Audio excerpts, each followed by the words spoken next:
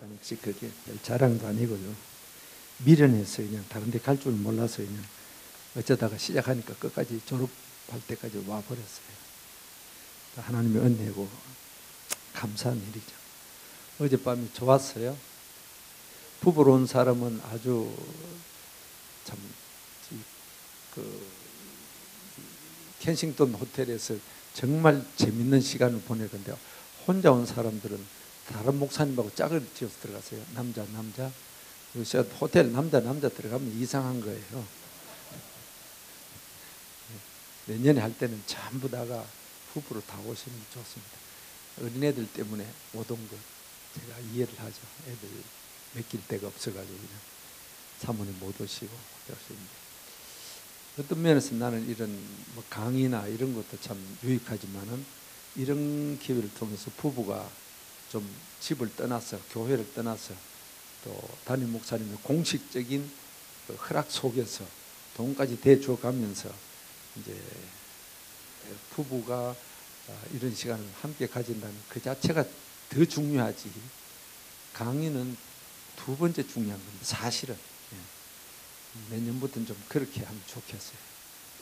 여러분들이 쉼을 가질 수 있는 시간이 참 좋다 그런 생각을 가집니다. 여러분 목회하면서 뭐가 제일 중요하다고 생각해요? 설교를 강의한 사람은 설교가 제일 중요하다고 이야기했을 것입니다. 또 그렇죠. 설교가 참 중요합니다. 그래서 어떤 분은 설교에 목숨을 걸어라 그런 표현을 참 많이 합니다. 저도 많이 들었는데 여러분 절대로 설교에 목숨 걸지 마세요. 목숨이 여러 개 같으면은 설교에도 걸고 이런데 하나밖에 없는 설교에 걸어보면 어떡합니까? 목회는 설교가 아니거든요. 목회는 종합의 예술입니다. 설교 하나로서 다 되어지는 게 아니거든요. 요한복음 21장 그 개회 설교하신 분 제가 안 들어봤지만 이제 베드로에게 하신 말씀 두 가지를 말했습니다. 사랑하느냐 물으시고 그다음에 내 양을 먹이라는 말과 내 양을 치라는 말 두 가지를 하셨습니다. 예수님께서 베드로를 예루살렘 교회 목회자로 세우시면서 두 가지를 당부하신 겁니다. 이 목회가 뭐냐? 여러분 보이면 이제 첫째는 양떼를 먹이는 일, 영적인 건 뭐 성경을 가르친다, 또 설교를 한다, 먹이는 일이 첫째입니다. 두 번째는 치라는 말이 있습니다. 치라는 말이 뭐예요? 양을 때리라고요? 아니거든요. 관리입니다. 행정. 크게 보면은 목회는 이 영적인 사역과 그 다음에는 관리하는 사역, 행정적인 사역 이 두 가지, 두 기둥으로 목회가 진행되어질 수 있는 것입니다. 어느 것이 더 중요하냐? 그것은 아주 어리석은 이야기입니다. 그러나 한쪽을 잘한다 해서 다 되어지는 건 아니거든요. 두 개가 다 균형, 밸런스를 맞춰야 됩니다. 제가 87년부터 총신신대원 강의를 했습니다. 여러분 어떤 분은 태어나기 전일 거예요. 87년부터. 그때 강의하면서 강조한 것이 저는 뭐 강의하고 잊어버렸는데 작년 어느 교회 부흥회 가니까 그 담임 목사님 50 몇 살인데 자기가 저한테 강의 들었는데 그때 이런 말씀을 하셨습니다. 제가 깜짝 놀라서 뭐냐? 제가 이런 이야기를 했대요. 그러나 그 말은 지금도 저는 맞다고 생각합니다. 설교 못해서 쫓겨나는 것보다도 행정 못해서 쫓겨나는 경우가 더 많다. 여러분 설교 못한다고 쫓아내지 않습니다. 거의. 그런데 행정을 결정적으로 미스해버리면 무식한 목사. 더군다나 여러분들이 앞으로 담임 목사가 되거나 뭐 부목사 때도 그렇겠지만 담임 목사가 되어서 이제 갓 초년병 요새는 참 40대 훨씬 지나서 막 담임 가지만은 연세가 높으신 노련한 장로님들은 행정에 거의 박사입니다. 한교회 그렇게 오래 있으면. 그런데 담임 목사가 따고 하는데 이게 당회 운영을 제대로 못한다, 회의를 제대로 못한다, 어떤 교단 헌법에 따라서 무엇을 처리하는 것을 못한다. 고개 잘려 흔들어 오래 못 갑니다. 그러니까 우리가 흔히 설교를 잘해야 되죠. 뭐 두말할 것 없어요. 제자 훈련 잘해도 두말할 것 없어요. 그건 사실 어떻게 보면 기본으로 깔아놓고도 어떻게 행정적인 역할을 목사가 잘 하느냐, 그것이 너무 중요하다는 것입니다. 이거 못하면은 큰일 납니다. 그것이 소위 뭐 넓은 의미에서 행정이라고 표현하고 좁게 표현하면은 관리, 매니지먼트 이렇게 표현할 수 있습니다. 그 매니지먼트는 뭐 또 그것만 하더라도 디민 한 학기 강의니까 뭐 많죠. 근데 저는 오늘 강의를 하면서 그런 그 행정에 대한 전반적인 것 어떻게 할 건 그것보다도 목회자의 자기 관리, 교회 관리가 아니라 내 관리. 저는 이 강의를 하기 때문에 그런 것이 아니라 목회자로서 사역에 있어서 제일 중요한 것은 자기 관리다. 다른 것은 다 테크닉입니다. 기술적인 거예요. 다음 세대를 세우는 것도 기술적인 것이고요. 다음 세대 못 세우면 소망 없잖아요. 얼마나 중요합니까? 신방 너무너무 중요하거든요. 그 중요성이 요즘 점점 감소되고 있지만은, 그러나 다른 건 다 하더라도 내 관리가 안 되면은 그럼 목회 자체가 끝이 나버리는 겁니다. 교회가 잘 되고 안 되고 문제 아니라 내가 망해버리니까 자기가 관리가 안 돼서 미안합니다만 어떤 철개 문제가 생겼다. 그 끝나는 거 아닙니까? 목사 선생님이 끝나버리는데 아무리 뭐 그 사람이 설교를 잘하고. 여러분 알죠? 지난 여름에 이영교회, 서울시의 유명한 이영교회 부목사, 영어 파트 담당, 핸섬하게 생기고 쇼맨십 강하고 설교 잘하고 대단했습니다. 인기가. 근데 딱 여자 문제 걸렸잖아요. 다 끝나버리는 거예요. 그 자기 관리가 안 된 거거든요. 다른 거 아무리 잘해도 내 관리에 철저하지 못하면 끝나는 거예요. 그만큼 중요하다는 거예요. 자기 관리. 목사님 또 이 강의하니까 또 자기 맡은 거 중요하다고 저렇게 또 강조하는, 뭐 듣든 안 듣든 관계없어요. 중요하다는 것만 나는 이야기했습니다. 내 관리도 뭐 여러 가지예요. 뭐 내 자신 관리가 얼마나 많아요. 이 강의를 주면서 막 한 7개, 8개 쭉 줘서 자기 관리에 대해서 다 할 수가 없어요. 그래서 몇 가지만 제가 적었는데, 제일 중요한 것이 영성입니다. 영성이란 말 참 많이 쓰는데 영성이 뭡니까? 딱 대답하기 힘들잖아요. 그러나 뭐 영성 그거죠. 예, 여러분 생각하는 영성 그거 맞아요.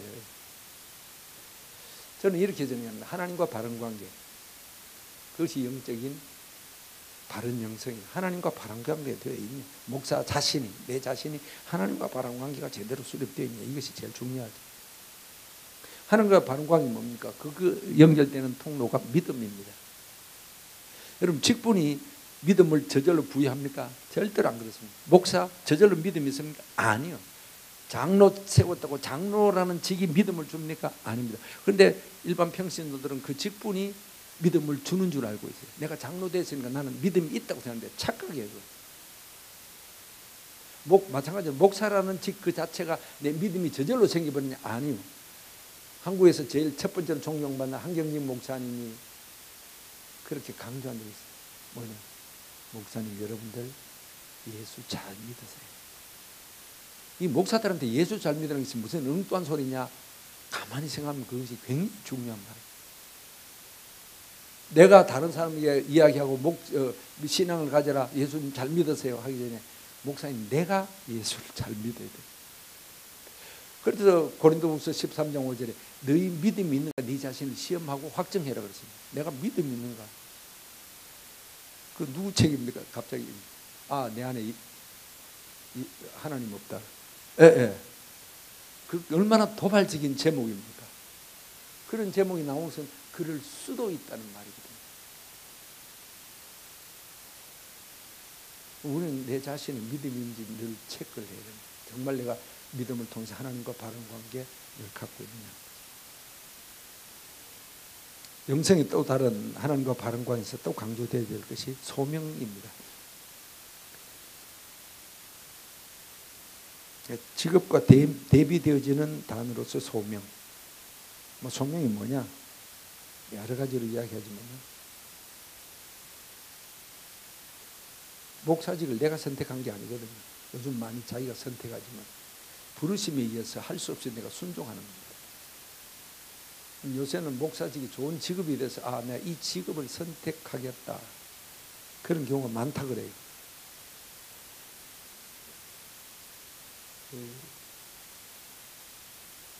돌아가신 김의환 전 총장님께서 하신 말씀이, 한국교회 위기는 목회자의 위기인데 목회자의 위기의 가장 큰 위기는 소명감의 상실이다. 그걸 굉장히 강조했어요.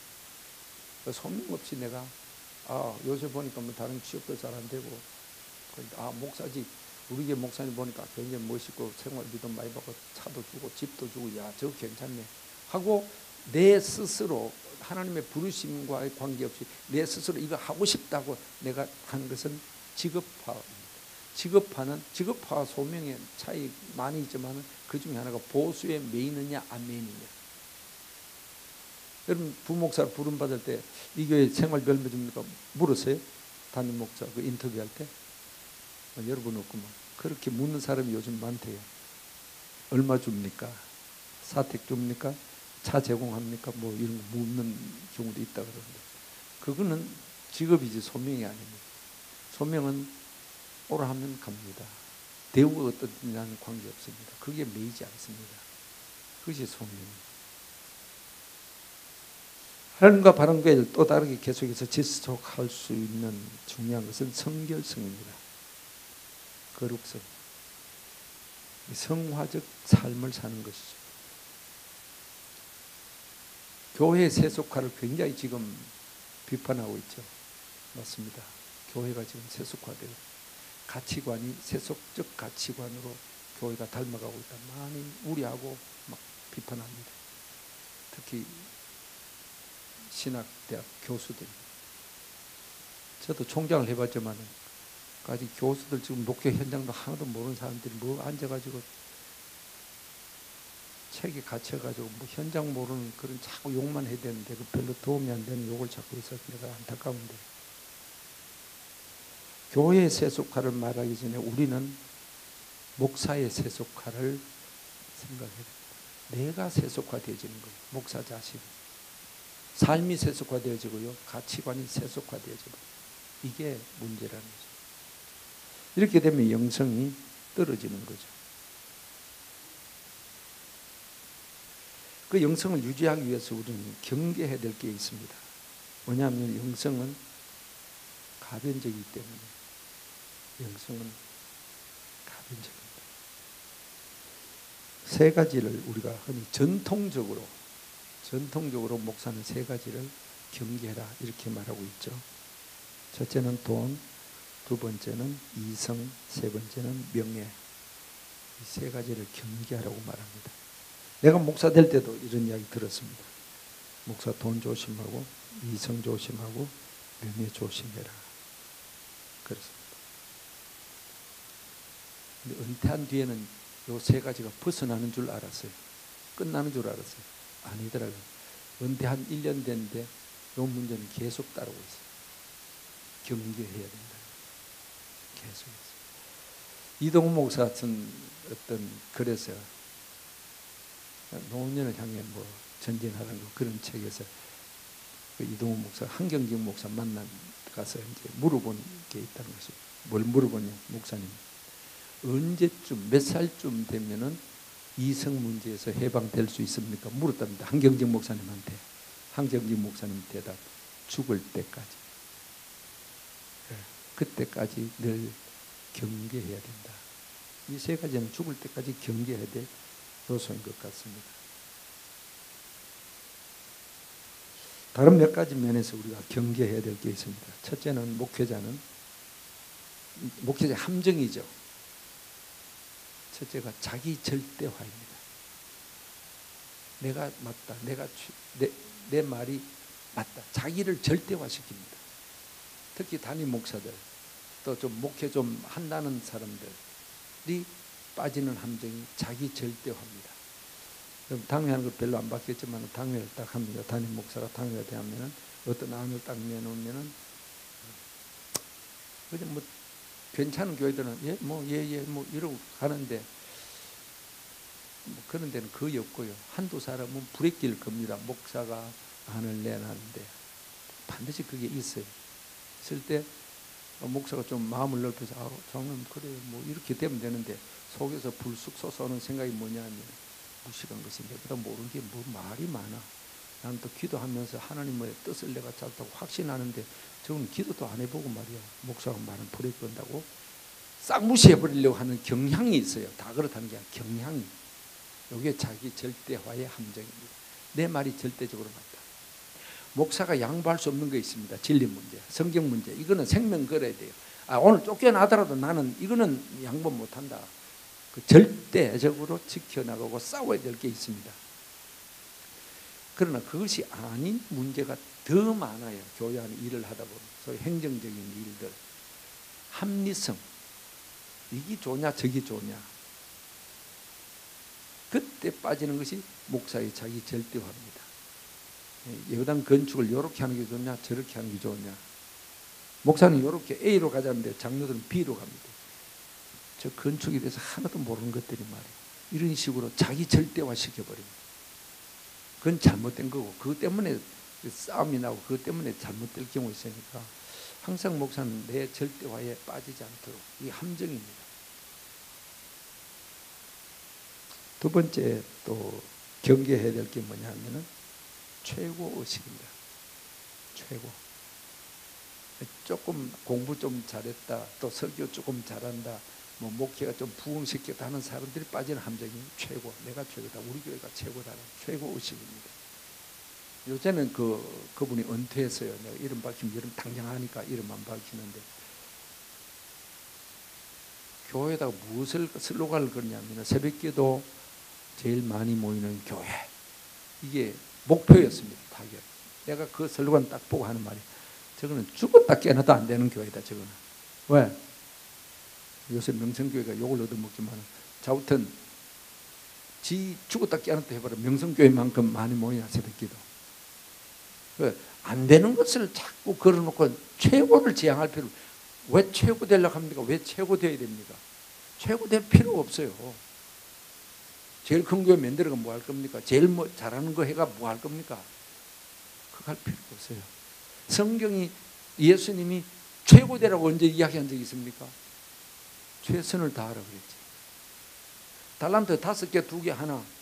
5개 받은 사람이나 2개 받은 사람이나 똑같았습니다. 5개 받았다고 너무 뻐길 것 없어요. 의무가 더 따르는 것이지. 그러니까 최고 되려고 하지 마십시오. 세 번째가 비교의식입니다. 이것도 함정입니다. 누구하고 비교하느냐?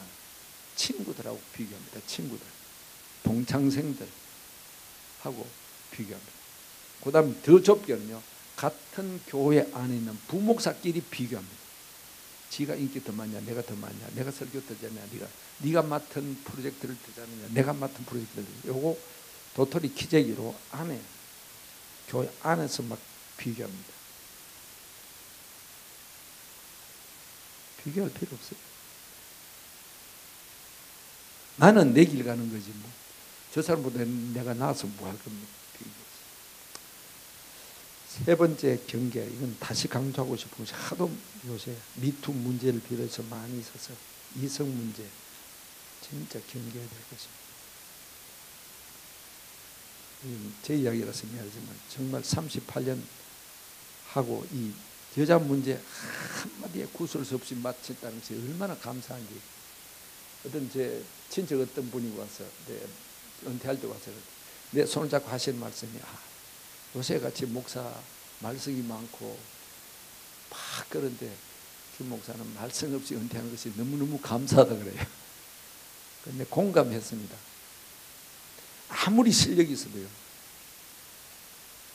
이 문제 걸리면 끝입니다. 정신 바짝 차려야 돼요.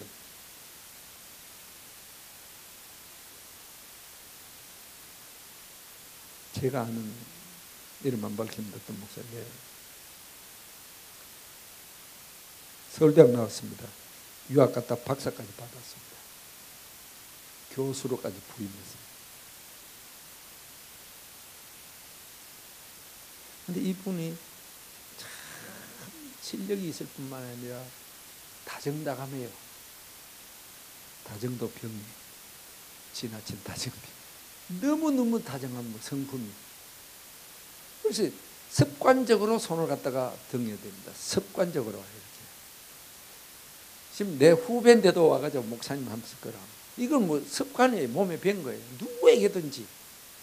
남자든지 등 두드려주고 막 그럽니다. 이 친구 유학 가가지고 목회를 했는데 그 어떤 교인이 부부 문제가 있었어요. 부부 문제 있었는데 굉장히 어려운 거예요. 이 부인이. 그래서 목사님이 상담을 온 거예요. 상담. 난 상담 어떻게 했는지 그까지는 모르겠고 이제 상담 와서 이제 뭐 이야기하고 이제 뭐 그걸 다 했어요. 내가 이야기했죠. 습관적으로 얘기하는. 막 두드려주고 뭐 등 이렇게 요새는 등 그렇게 등 당장 잡혀갑니다. 그러니까 뭐 몇십 년 전의 이야기니까 사건이니까 뭐 그렇게 해서 그러니까 이 부인 맨날 남편한테 요거도 먹고 구박당하다가 여기 오니까 목사님이 말로 위로해 주죠. 성경적으로 위로해 주죠. 기도해 주죠. 덩어리 이렇게 막 그냥 쓰다듬어 주죠. 막 너무너무 좋은 거예요. 그래서 이 빠지기를 시작한 거예요. 한 번, 두 번 빠져버렸어요. 그런데 부인 집사만 빠진 것이 아니라 목사도 빠져버렸어요. 문제는 여기. 그래서 다 끝났어요. 귀국했어요. 근데 여자가 이혼을 했는지 뭐 해가지고 귀국한 거예요. 와가지고 그다음에 과거 그 외국에서 있던 그걸 떠올리면서 찾아오고 만나자고 이제 이런 계속적인 관계를 요구를 하는 거예요. 안 되잖아요. 딱 잘라거든요. 여기서부터 이제 터지기를 시작하는 거예요.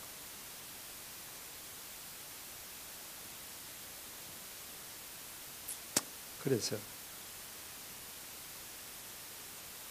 교수고 목회고 다 접근했어요. 실력 있는 사람입니다. 설교도 너무 잘해요. 하루아침에 다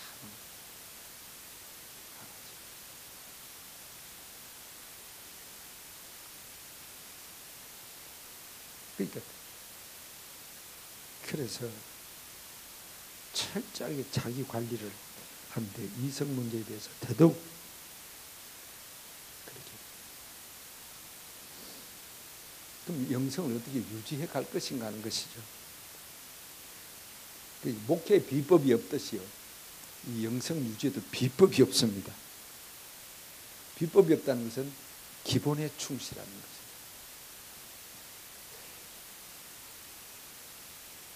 신앙생활을 그래. 교인들한테 신앙생활 강조는 뭐 별거 없어요. 기본이 뭡니까? 말씀, 기도.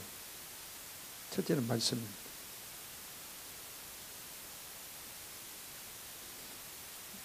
여러분 하루에 성경 몇 장 읽어요? 많이 읽는 사람도 있죠. 우리가 발벗고도 못 따라갈 박이천 목사님 계시지만 그런 분이 표준이 될 필요도 없고 될 수도 없습니다. 따라가지를 못하니까. 그분은 그분대로. 내가 아주 부끄러운 이야기인데 내가 얼마 전에 들었는데 은퇴하신 우리 친구 목사님이 뜻밖의 저한테 이야기해. 자기는 현역에 있을 때는 설교 준비를 위한 성경만 읽었지 내 자신의 영적인 삶을 위한 성경을 거의 읽지를 않고 은퇴 후에 설교하지 않으면서 성경을 읽는다고 해서 깜짝 놀랐습니다. 많든 적든 설교와 관계없이 사역과 관계없이 내 자신이 하나님 앞에 바로 서는 그런 말씀에 대한 것이 있어서 그것이 어떻게 없이 깜짝 놀랐어요. 그런데 어떻게 보면 그런 목표자가 많다는 거예요. 여러분은 아니겠지만 기도 은퇴를 딱 하고 나니까 야 압박과 서름에서 해방되었다. 얼마나 신나는지. 새벽기도 안 나가죠.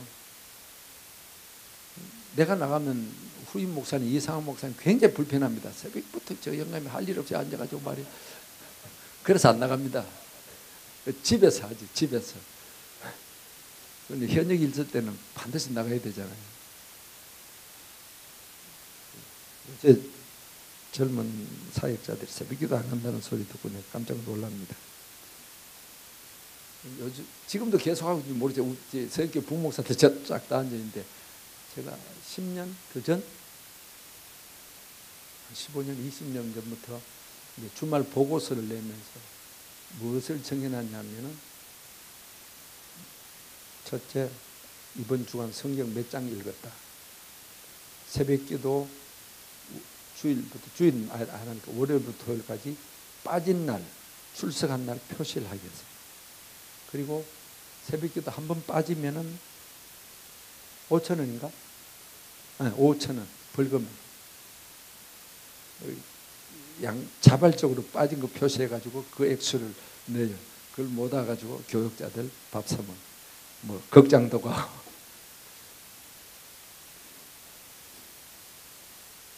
억지로라도 해야 됩니다. 훈련. 그래야 내가 영적으로 살아야 뭐 교인들 살리지, 뭐 교인들 살리라고 강대상에서 아무리 미사리하고 써가면서 말이야 설교 테크닉 가지고 백날 해봐도 안 되는 거예요. 그건 반짝이에요. 내 안에 풍성함이 없이, 흘러 넘치는 것 없이, 나는 밑바닥에 그냥 막 헤매는데 막 과암 찔려가면서 막 어쩌게 기교를 막 부려가지고 교인들 갖다 울렸다 울리고, 교인들 설교 듣고 운다고 해서 그 설교 은혜 되는 줄 압니까? 아니요. 그럼 조상집에 가면 전부 은혜가 충만하겠네 뭐. 옛날에 선교사 그런 때 설교 막 한참 하는데 막 앞에 앉은 할머니가 눈물을 줄줄 흘리더래요. 얼마나 막 신납니까? 선교사님이 한국말 썼던데, 야 오늘 은혜가 되는구나 하고 이제 설교를 딱 마치고, 권사님 오늘 은혜 많이 받았어요. 아니요. 근데 왜 그렇게 울었어요? 선교사님 얼굴을 보니까 죽은 우리 집 염소가 생각이 나가지고 눈이 파라니까. 목사 착각하지 마세요. 백날 설교 은혜 받았대요. 저는 그렇게 생각해요. 변하지 않으면 그건 할 거예요. 예를 들어서 막 주의를 거룩하게 지키라는 설교를 했다 합시다. 목사님 나가면서 은혜 받았습니다. 막 하거든요. 그런데 뭐 그 다음 주부터 주의를 거룩하게 안 지키는데 뭐 그건 설교 꽝이에요. 삶의 변화를 가져오지 못하는 설교는 꽝이라고. 그거 해봐야 아무 소용없는 것 아닙니까?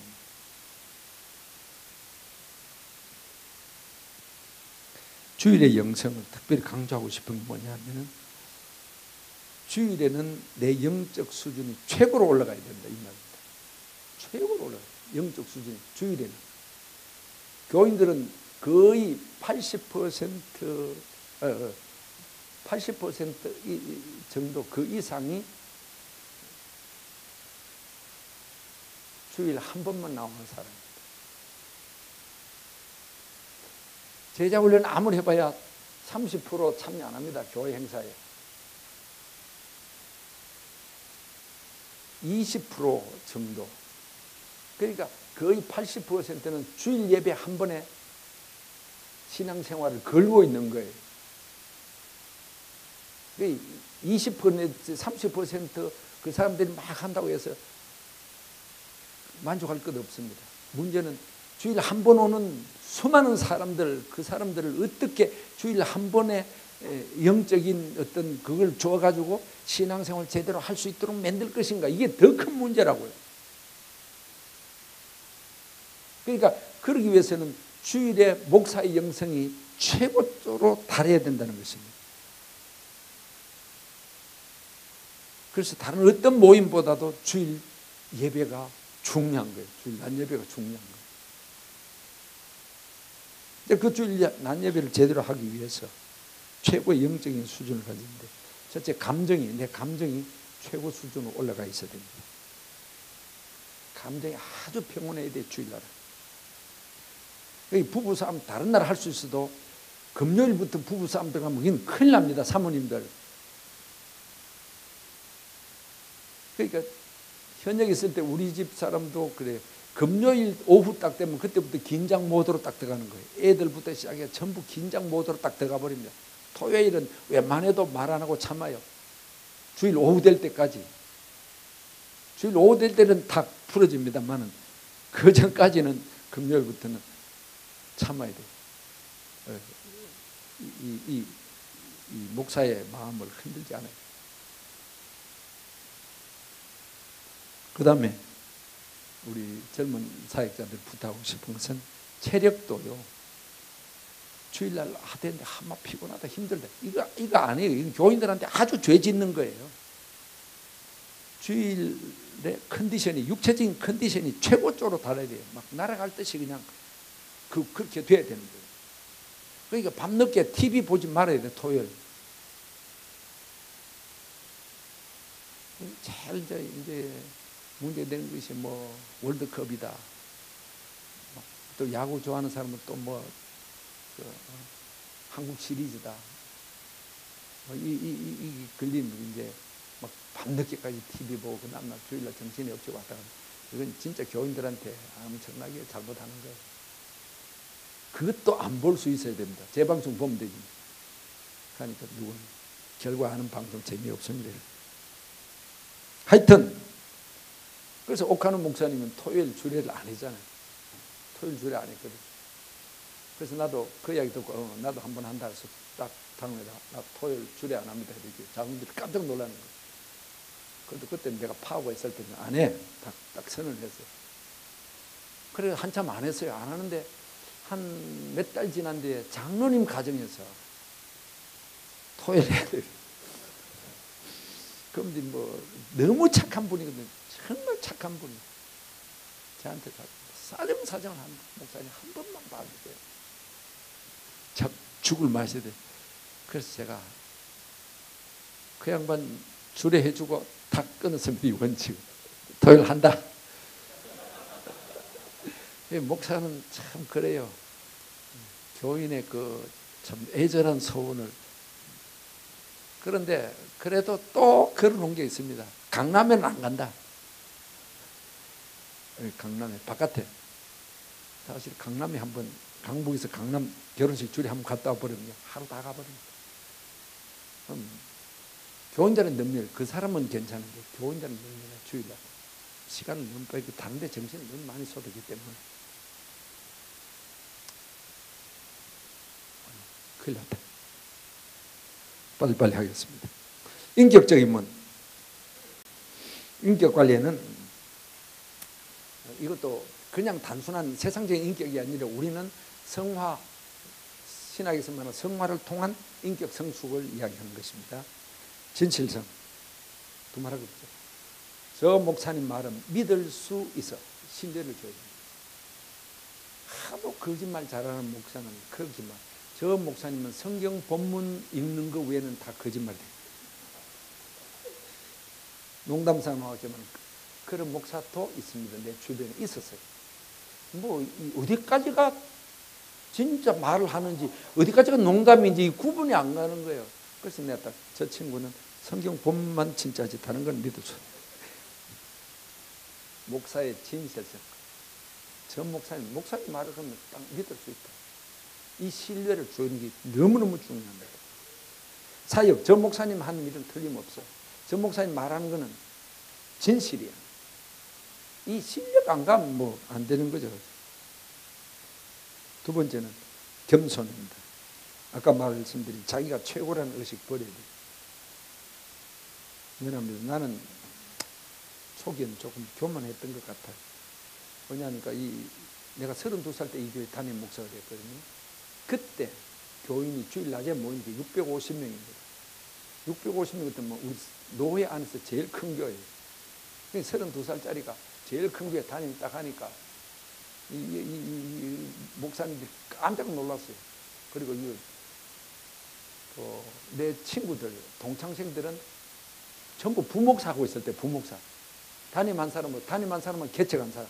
개척해가지고 10명 모았다 20명 모았다 흑흑 떼는데 내가 650명 교회 담임 목사 됐으니까 주변에서 참 부러워하는 사람도 있고 시기 질투 욕하는 사람도 있고 막 그랬어요. 그런데 나는 개인적으로 그 당시에는 내가 뭐 뻘게 이러지 않았던 것 같은데 하나님 보시기에는 좀 그런 게 있었던지 모르겠어요. 내가 79년도 부임했는데 83년도 불이 나가지고 예배당 홀랑 다 태워버렸어요. 하나님이 확 태워버리더라고요.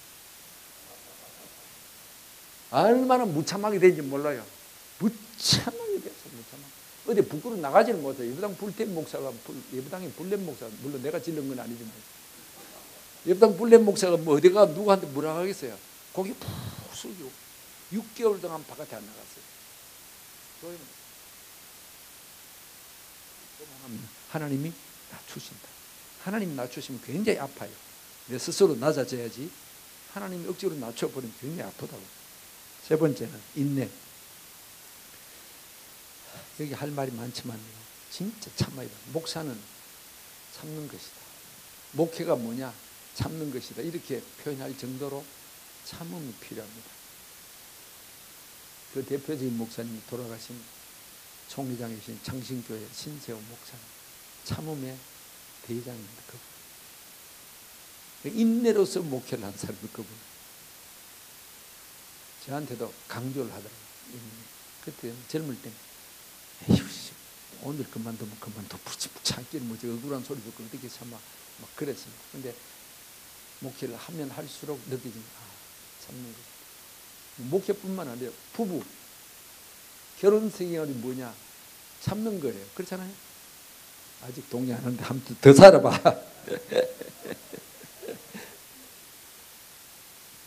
그래서 그분 글씨를 잘 써요. 신 목사님. 그냥 한번 딱 가니까 참을 인자만 이만큼 써놨어요. 그리고 가니까 선물 하나 주더라고요. 김 목사도 하나 가져. 참을 인자 쓰기도 하고 무인불성. 없을 무자, 참을 인자, 아니 불자, 성리한 성자. 참지 못하면 이길 수 없다. 누가 말해도 참는 거예요. 그런데 그게 잘하는지 못하는지는 하나님이 나중에 판단하시겠지만, 우선 목회를 이어가는 데는 참는 것이 중요하다. 그러면 스트레스 받아요. 스트레스는 또 해소해야 됩니다.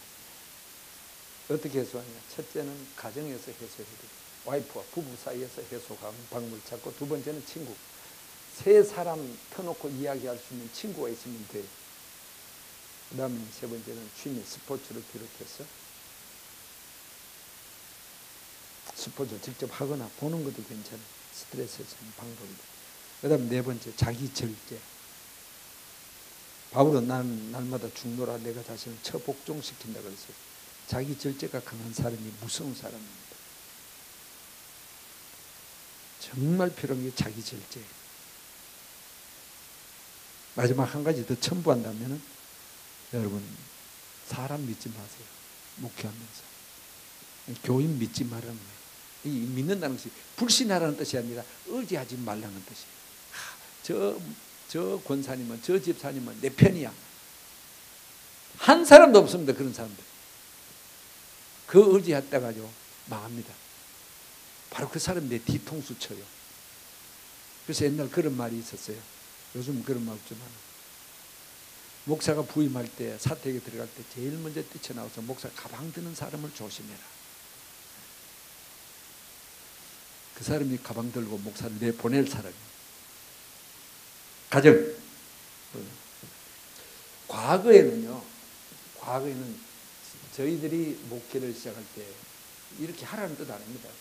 맨날 뭐 나이 든 꼰대 같은 목사들 맨날 이야기나 해서 말이야, 그렇게 하라는데, 그거 할 필요, 우리 할 때는 그걸 했다는 것만 이야기합니다. 뭐냐면은 과거에는 가정을 소홀히 하는 목사가 훌륭한 목사였어요.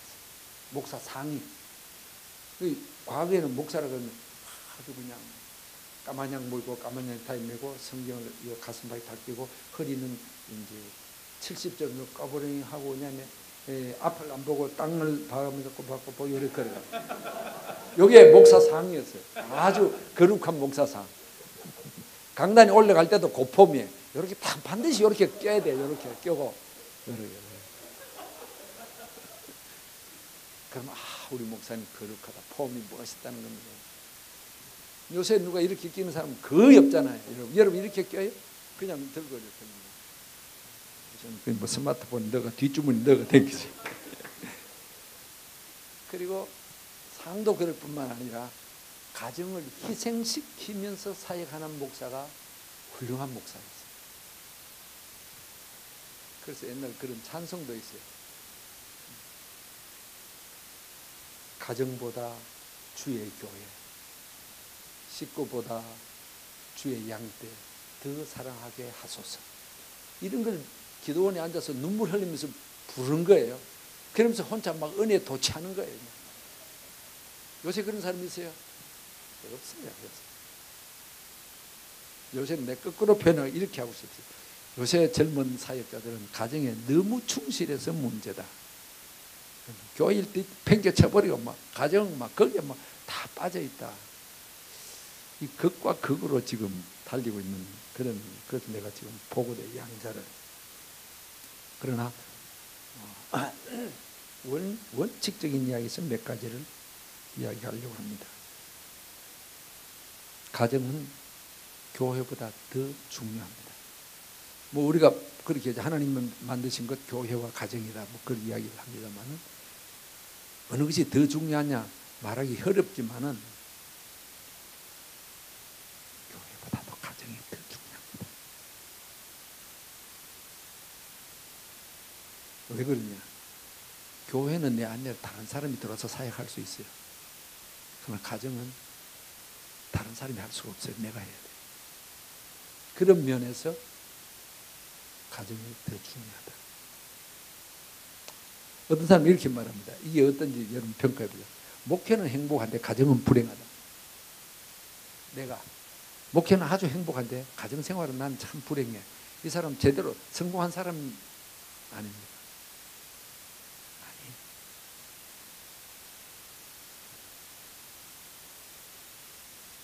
그만큼 저는 가정이 중요하다는 것을 강조하고 싶습니다. 뭐냐면은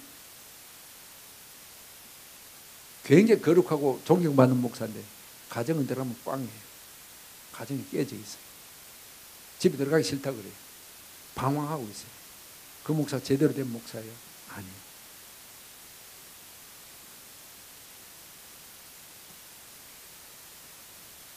아까 강조했던 이 이성 문제가 생기진 이유 가운데 하나가 뭐냐면 부부의 친밀성이 약화되기 때문에 그렇습니다. 부부의 친밀성.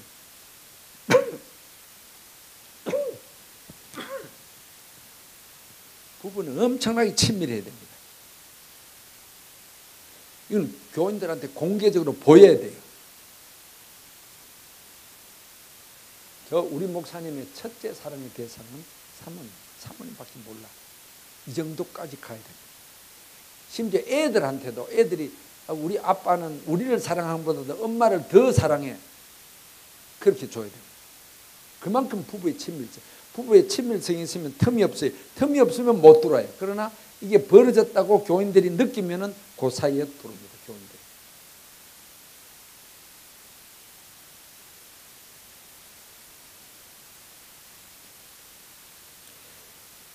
안 그래도 친밀성이 있어도 교인들은 파고 들으려고 하는 그런 못된 생각을 가진 사람이 있습니다. 목사는 어떤 경우든지 교인으로 봐야지, 양떼로 봐야지, 여자로 느껴지면 그건 틀린 거예요. 어느 누구든지 어떤 경우든지. 마찬가지로 교인이 목회자로 그렇게 봐야지 남자로 보여진다. 이건 큰 이제 시험에 들기 시작하는 첫 단추예요. 그런데 나는 전혀 그런 생각이 없는데 교인들은 그런 생각을 자기 혼자 상상을 하는 거예요. 그림을 자기 혼자 소설을 쓰는 거예요. 그냥 자기가 좋아합니다. 그런데요, 강단에 딱 올라가고요. 주일날 최고로 입지 않습니까? 목사가 강단에 올라갈 때 넥타이다, 뭐 최고로 입고 딱 올라가면 권위 있죠. 뭐 설교도 제대로 되는 것 같죠. 이 라이트 딱 비추죠. 그러면 이게 뭐 너무너무 좋아 보이는 거예요, 목사가. 그러면 혼자 이 교인 혼자 마음속에 품는 거예요. 착각해가지고. 처음에는 지 혼자 사모하고 지 혼자 좋아해요. 그런데 그게 계속 가면 어떤 현상이 나타나냐면은 목사가 나를 좋아한다는 착각 속에 빠져버립니다. 이건 뭐 난 정신의학적으로 뭐 심리적으로는 어떻게 말하는 용어를 뭐라고 쓰는지 모르겠지만은 그렇게 된다는 거예요. 실제적으로 되었니? 어느 교회 진짜 그 목사님 멋있어요. 덩치도 크고 또 설교도 안 잘하고 교회도 굉장히 크고. 어떤 부인이 어떤 교장 선생님 부인인데 바로 이 착각에 빠진 거예요. 매일 새벽 기도 오다 오면 당구장실에 딱 앉아 있는 거예요. 권사님.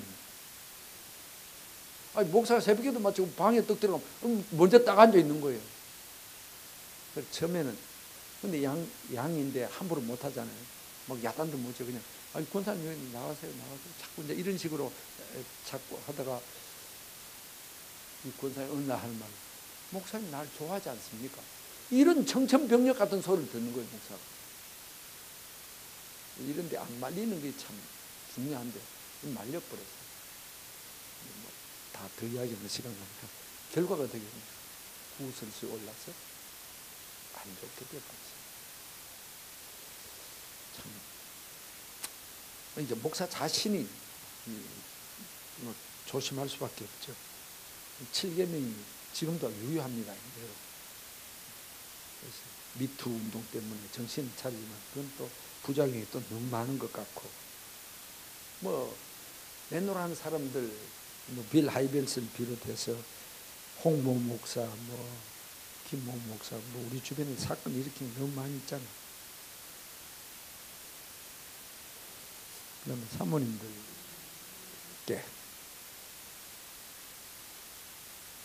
사모님들은 응어리가 많습니다. 속에 목사가 느끼지 못하는, 모르는 사모만에 가진 아픔이 있습니다. 거의 공통적으로. 근데 목사는 자꾸 아니 내가 이렇게 잘해주는데 당신은 뭐 어째? 그게 아니에요. 교회 안에 처신이 제일 애매모호한 것이 사모의 위치입니다. 미안하지만 더더욱 애매한 것이 부교역자 사모입니다. 이건 앞으로 가야 될지 뒤로 가야 될지 나서야 될지 안 나서야 될지 참 애매하죠. 담임 목사 사모도 뭐 비슷하지만 어느 사모의 고백입니다. 목사님한테 3가지를 요구했대요. 여보, 나 돈 한번 마음껏 써봤으면 좋겠다. 교육자 생활에 무슨 돈이 경제적 여유가 있겠습니까? 맨날 쪼달리니까 한 번이라도 돈 한 번 내 마음대로 백화점 가서 내 사고 싶은 대로 한번 확 사봤으면 좋겠다. 2번째, 교인들 신방만 하지 말고 날 신방 좀 해다오. 목사. 3번째는 여보, TV만 보지 말고 날 좀 쳐다봐줘요. 그 3가지를 요구했다는, 우습기도 하고 참 짠한 그런 고백을 내가 들었습니다. 교회에 따라서 다르지만은 요즘은 전문성 있는 사모님들은 교회 봉사할 수 있죠. 근데 그건 교회마다 다 다르니까 사모가 무슨 일을 할 것인가 말 것인가는 그 교회 전통이나 그 교회 분위기 요구에 따라서 하면 됩니다. 하지 마라 그러면 안 하는 거예요. 분위기가. 참 아깝죠. 사장되죠. 예를 들어서 피아노를 전공했는데 반주를 봉사하고 싶은데 뭐 하지 마라 그러면 안 하는 겁니다. 집에서 열심히 치는 거지. 근데 하라 그러면은 또 하고 한참 동안 그렇게 가야 돼. 사랑의 어느 5가지 여러분 잘 아시는 거. 에르체프만이 한 이야기죠. 여기서 강조되어지는 것이 상대방이 사모가 이것을 보면 이 남편이 목사가 나를 사랑한다고 느끼는 것을 해줘야 된다는 겁니다. 중요한 것은. 네. 칭찬한 말이 참 그렇게 느껴지는데 엉뚱하게 선물을 사다 줍니다. 사람은 별로 관심도 없는데. 그러니까 대화, 칭찬하는 말, 선물, 그 다음에는 봉사, 설거지. 여러분 설거지 하세요? 오, 대단하네. 우리 요새 하는 사람 같죠. 청소도 하시고요. 예.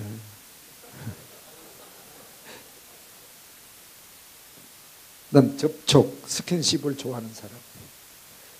함께 있는 5가지 말하시는 대로. 부부의 대화 속에서 당신은 어떤 게 좋아? 이 5가지 가운데. 그러면 나는 이게 좋다 하면 그걸 해줘야 된다는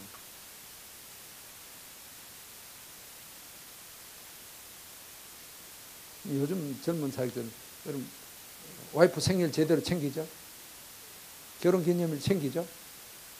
뭘 줘요? 결혼기념일 편지 써요? 꽃다발 줘요? 현찰로 얼마 줘요?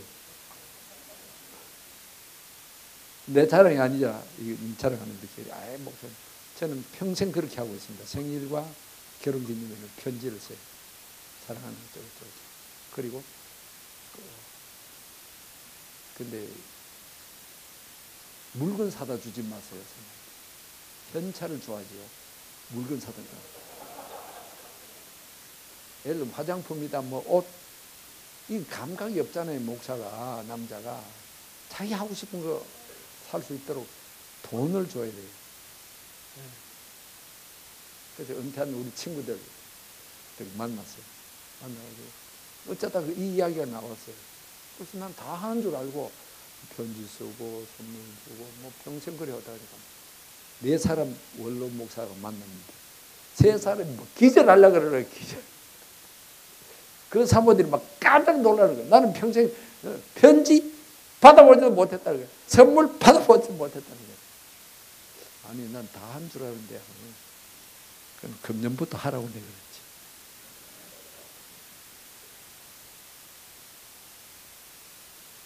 그러니까 제가 감기 때문에 이래서 미안합니다. 하여튼 중요한 건 교회보다 가정이 더 중요하고 부부의 친밀성이 중요하고 사모의 그 엉어리 아픔이 있으니까 남편 목사가 잘해줘. 사모님들 목사님 호칭 뭐라고 해요? 목사님 이래 불러요? 집안에서? 어떤 사람 그런 사람이 있어요. 그건 아니거든요. 집안에서 남편 남자예요.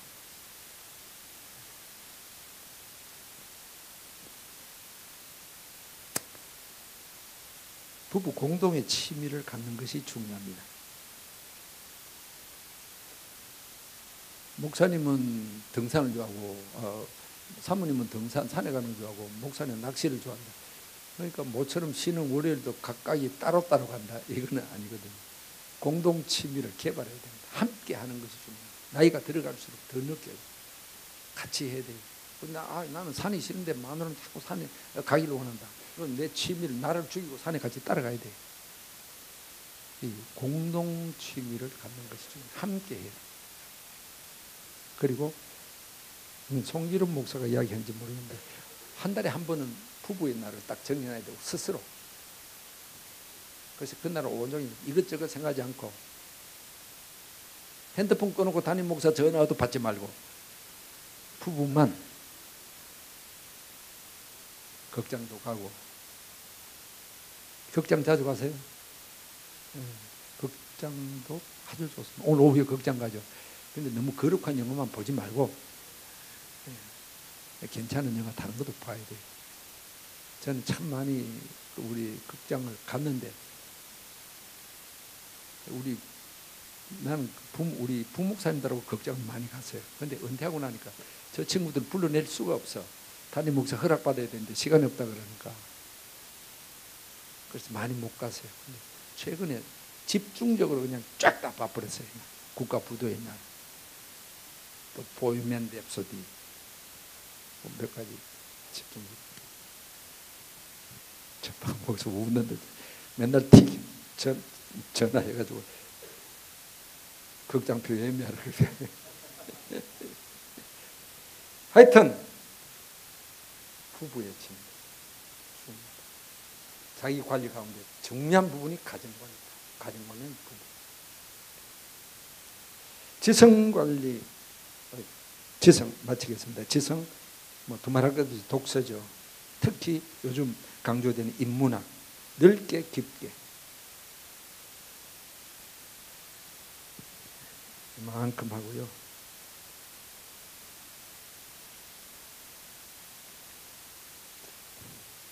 제가 좋아하는 성경 구절 가운데 하나가 디모데전서 1장 12절입니다.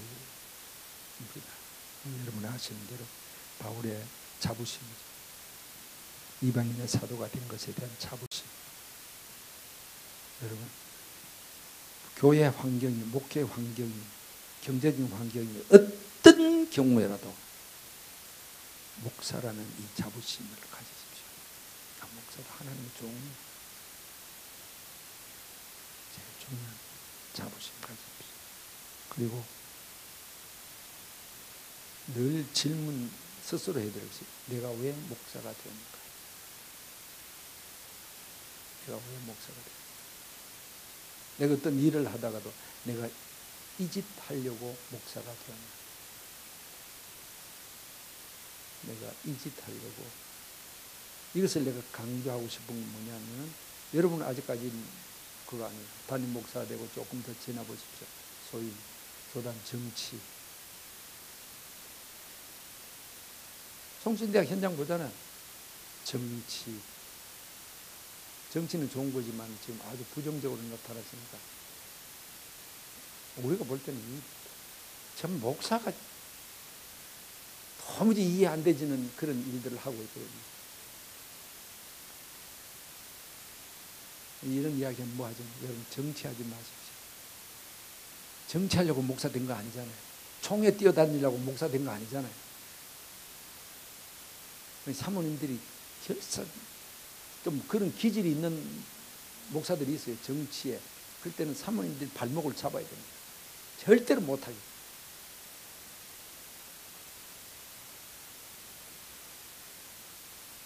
그리고 어떤 뭐 좀 지 잘났다는 사람들은 나는 목회가 쉬워, 나는 목회 잘해 막 떠는데 웃기는 소리 하지 말아요. 목회가 쉽다는 놈 치고 제대로 목회하는 사람 없어요. 목회 힘들어요. 모든 사람이 다 힘들어요. 목회 힘 만드는 사람 어디 있어요? 내만 힘드냐? 아니요. 다른 사람도 똑같이 힘들어요. 정도의 차이가 있어요. 힘들게 하는 종류의 차이는 있어도 다 어려워요. 다 힘들어요. 그런데 재미있어요. 문제는. 이게 중요해요. 목회를 즐겨야 됩니다. 목회를 즐기십시오. 힘 안 든다는 것이 아니라 저는 그렇게 생각합니다. 세상에 목회만큼 재밌는 게 없어요. 어디 가서 이렇게 재밌는 일을 할 수 있겠어요? 여러분 속으로 아이고 목사님 부목사 뭐가 재밌습니까? 저도 부목사 해봤습니다. 참 서름도 겪고요. 부목사는 목사도 아니야. 내가 그런 서름을 직접 경험했어요. 주일학교 교사 연합회 고사 치는데 저 광주에서 칠 때 대구 내가 서문교회 부목사인데 갔어요. 애들 위로차 담임 목사님 갔다 오라 그래가지고 갔어요. 가니까 그 뭐 숙소에 딱 있는데 딱 가니까 어떤 집사님이 그 학부인 집사님 나오더니 나를 딱 보더니 갓 목사 됐으니 이거 목사님 오셨네 그러더라고. 그러니까 누가 툭 튀어나오더니 목사 어디 있냐 이거요. 부목사는 목사도 아니야. 목사 어디 있냐 이게. 나를 딱 앞에 세워놓고 눈물이 왈칵 나더라고요. 부목사는 목사도 아닌가. 그래서 내가 그 언젠가 기독신문에 칼럼에 떠서 부목사도 목사다 그런 글을 쓴 적이 있어요. 그런 서름도 겪습니다. 나만 당하는 게 아니라 다 당해요. 그런 부목사 시절 그것도 좋은 경험입니다. 무시도 당하고. 그런데 여러분 담임 목사 돼서는 부목사 그렇게 하지 말라고요. 그런데 다시 강조합니다. 즐기십시오. 어떤 경우인지. 세상에 그렇게 재밌는 게 설교 얼마나 재밌습니까? 주일학교가 얼마나 재밌습니까? 그냥 애들이 즐겨야 됩니다. 다른 사람이 모르는 즐거움이 사역 안에 있는 거예요. 즐거움. 마지막 한마디만 딱 합니다. 목회 내 힘으로 하는 거 아니에요. 은혜로 합니다. 은혜 안 주시면 죽었다 깨어나도 못합니다. 은혜. 그러니까 그 은혜 보좌 앞에 담대히 나아가야 돼요. 하나님 은혜 안 주시면 난 이거 못합니다. 그럼 하나님께서 은혜를 주시고, 다시 돌아갈 수 없지만 아주 재미있는 게 목회다. 끝.